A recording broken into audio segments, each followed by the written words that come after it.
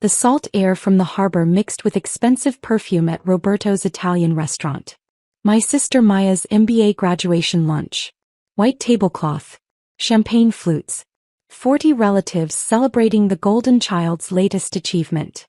I sat at the end of the table picking at grilled salmon I couldn't taste. My phone kept buzzing. Airbnb notifications. Booking confirmations.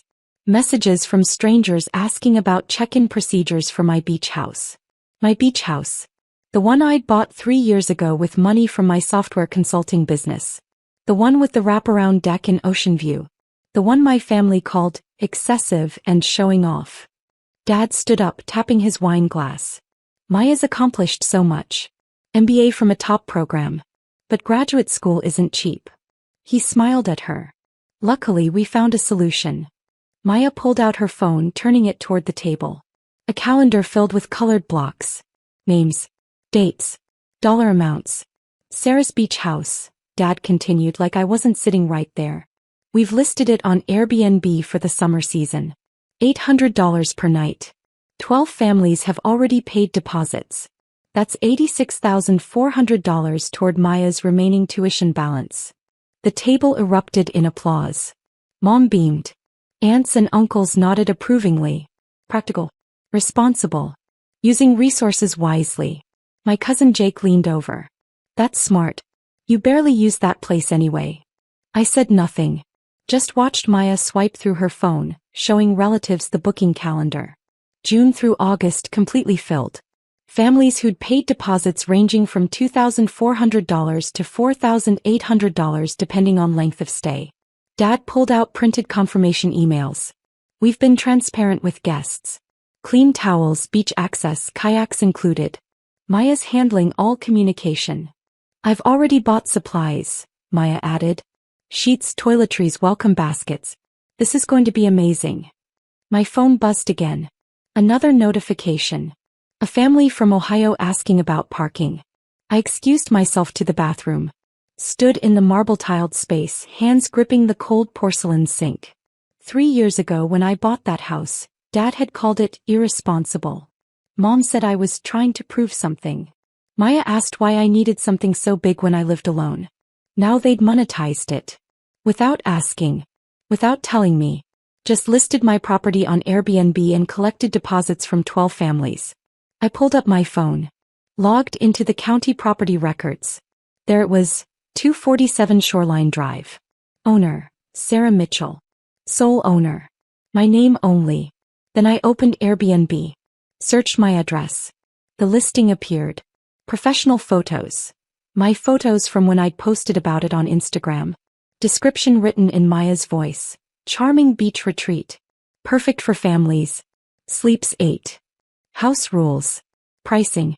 Calendar blocked through August. Host profile, Maya Mitchell. Joined 2 months ago. No reviews yet.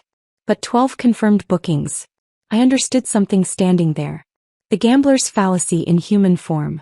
I'd been feeding the slot machine of family for years, convinced that if I just gave enough, sacrificed enough, stayed quiet enough, eventually they'd see my value. But the jackpot never comes when the machine is rigged against you. The ghost ledger had been building for years and it wasn't about money. When I landed my first major consulting contract at 24, Dad said, nice. Probably a fluke. Cost. Confidence in my abilities never fully recovered.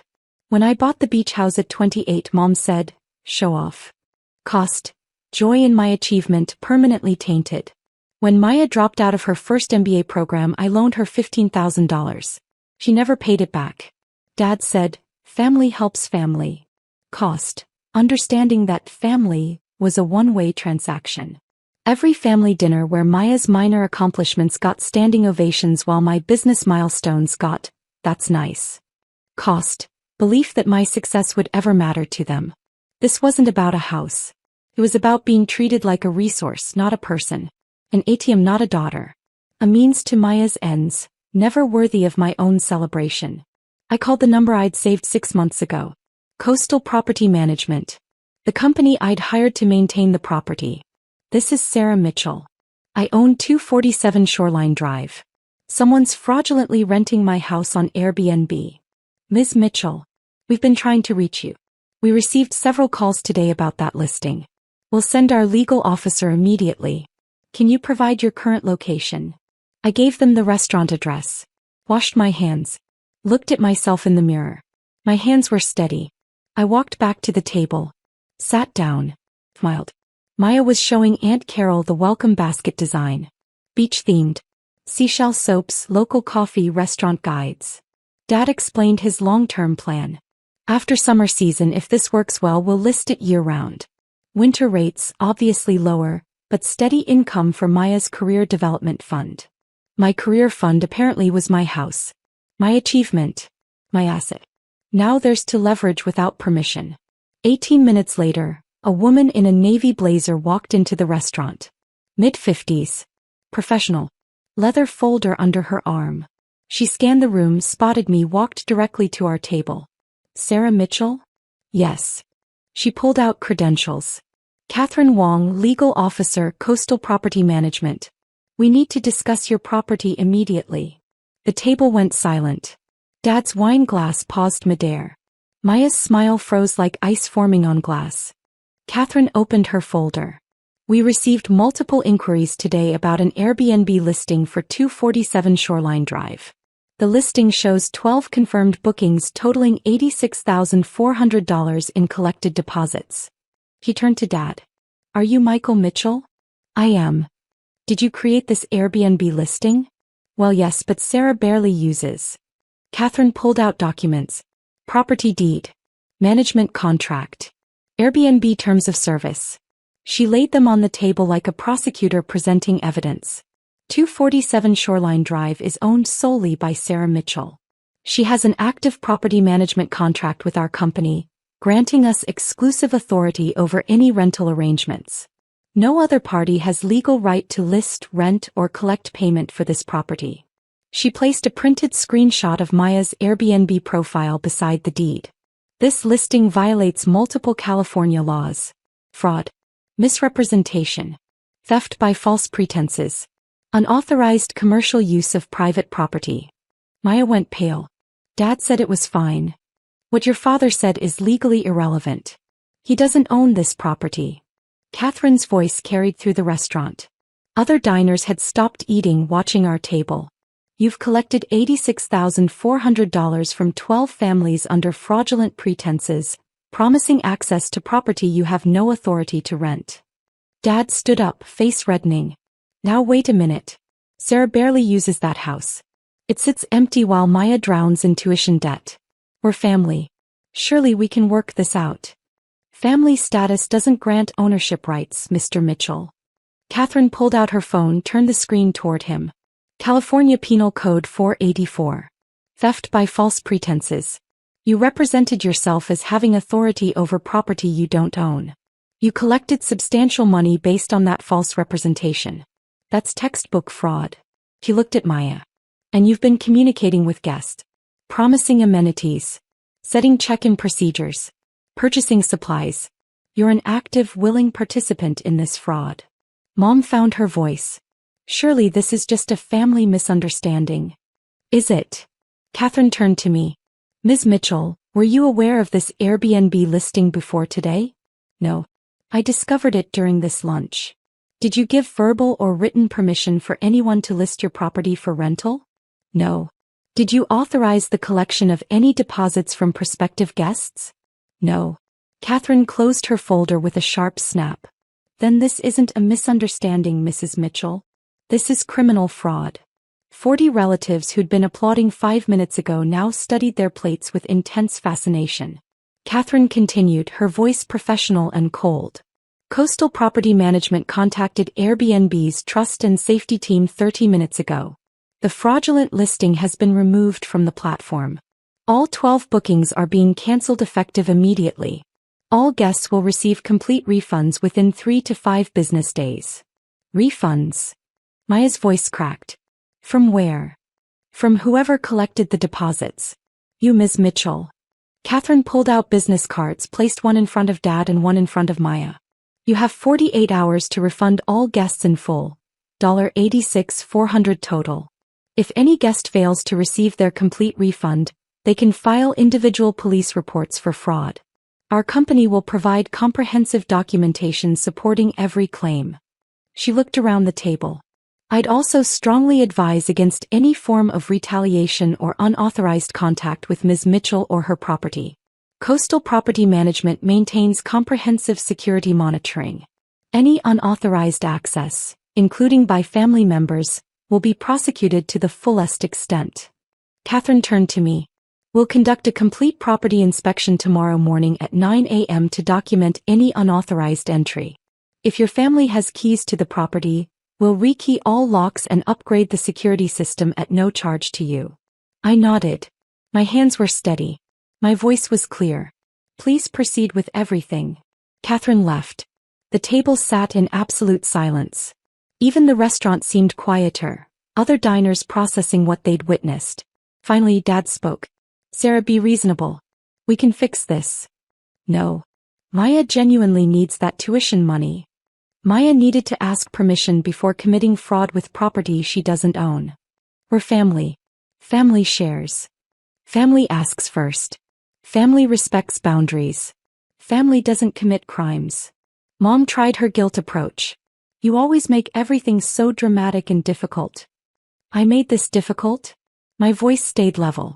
I bought a house with money I earned.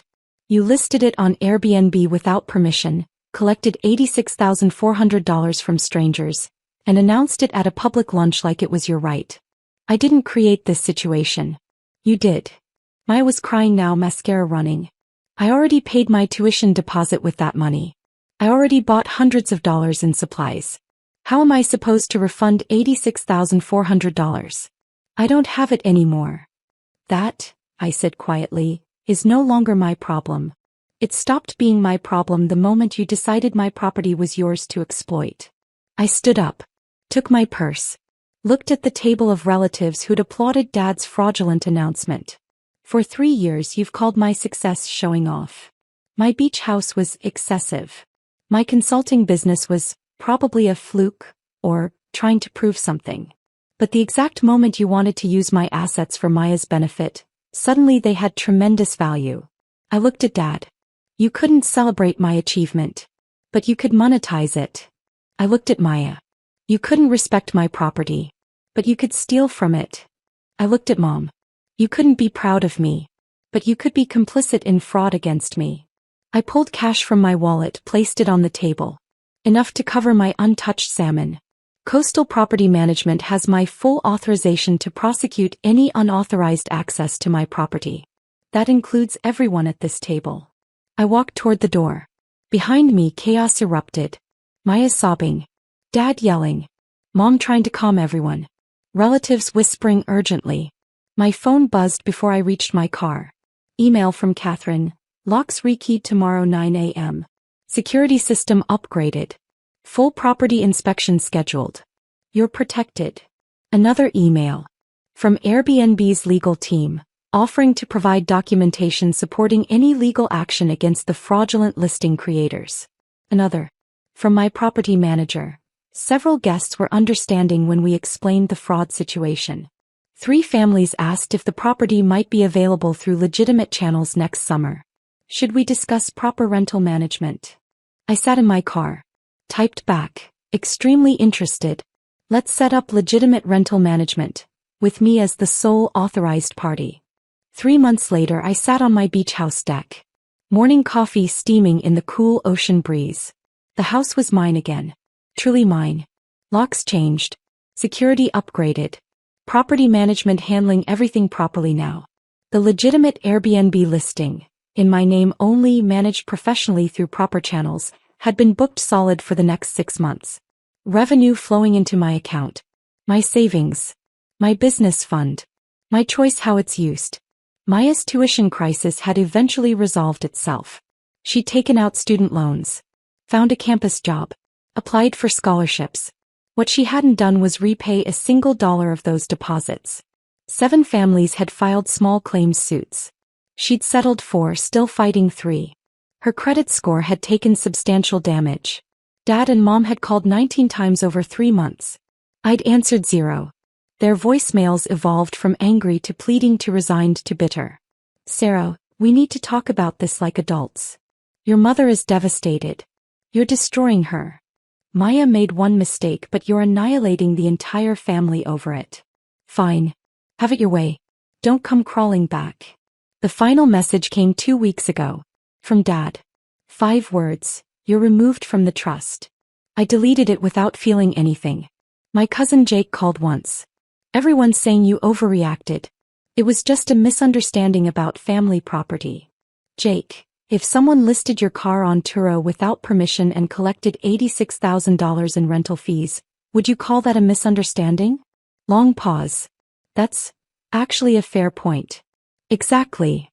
I'd learned something critical through this. Family isn't defined by shared DNA. It's defined by mutual respect. And respect means understanding that boundaries aren't negotiable, property rights aren't suggestions, and where family doesn't mean your achievements are my resources. My sister needed tuition money. She didn't need my house. She could have asked for a loan. She could have requested help finding legitimate work. She could have respected that my property was mine alone. Instead, she treated my success as her solution. My achievement as her ATM. My boundary as her obstacle to remove. The ocean stretched endlessly before me. Mine to enjoy without anyone trying to monetize it for someone else's benefit. My phone buzzed. Email from Catherine. September bookings at 95% capacity. Quarterly revenue, $52,800. Your property, your rules, your profit. I smiled. Sipped my coffee. Watched seagulls circle above the waves.